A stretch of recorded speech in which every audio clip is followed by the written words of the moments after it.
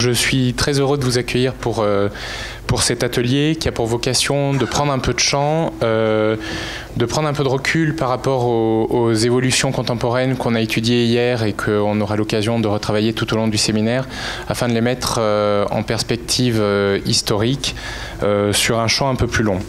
En effet, contrairement à ce que semblent parfois penser certains journalistes, l'innovation ne date pas de l'Internet et il nous a semblé pertinent de voir si l'on pouvait tirer quelques enseignements de périodes ayant connu des bouleversements technologiques similaires à ceux que nous connaissons aujourd'hui. Notamment, voir s'il y avait des matières à réfléchir sur cette articulation entre innovation et organisation, qui est le thème de notre séminaire.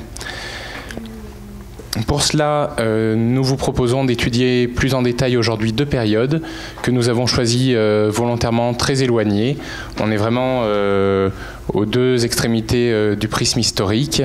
Avec d'abord, on étudiera avec Anne Floès, qui est archéologue et que je représenterai un petit peu plus longuement dans une minute, la révolution néolithique.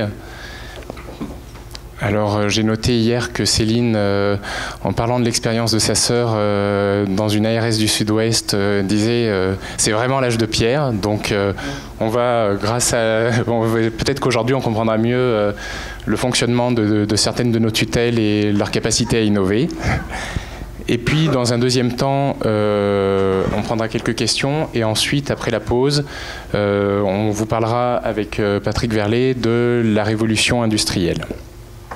Malgré cet éloignement chronologique, ce sont deux périodes dites révolutionnaires où un ensemble d'inventions et d'innovations ont entraîné des changements culturels, sociaux, organisationnels, à moins, et ça ce sont nos intervenants qui nous le diront, que ce soit peut-être partiellement l'inverse et que ce soit des évolutions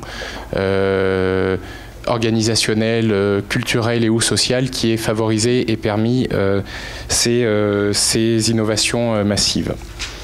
Voilà, donc je vous ai dit une archéologue et un historien. Alors, excusez-moi. Anne Floès, vous êtes donc géologue, docteur en paléoclimatologie, passionné d'archéologie et de cuisine gauloise.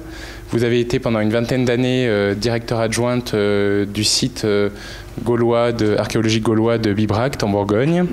Vous êtes l'auteur d'un ouvrage intitulé « La cuisine gauloise continue » et donc vous allez nous présenter le regard de l'archéologue sur la révolution néolithique au travers d'une présentation que vous avez intitulée, pour nous donner l'eau à la bouche, « La révolution néolithique et le pot-au-feu ».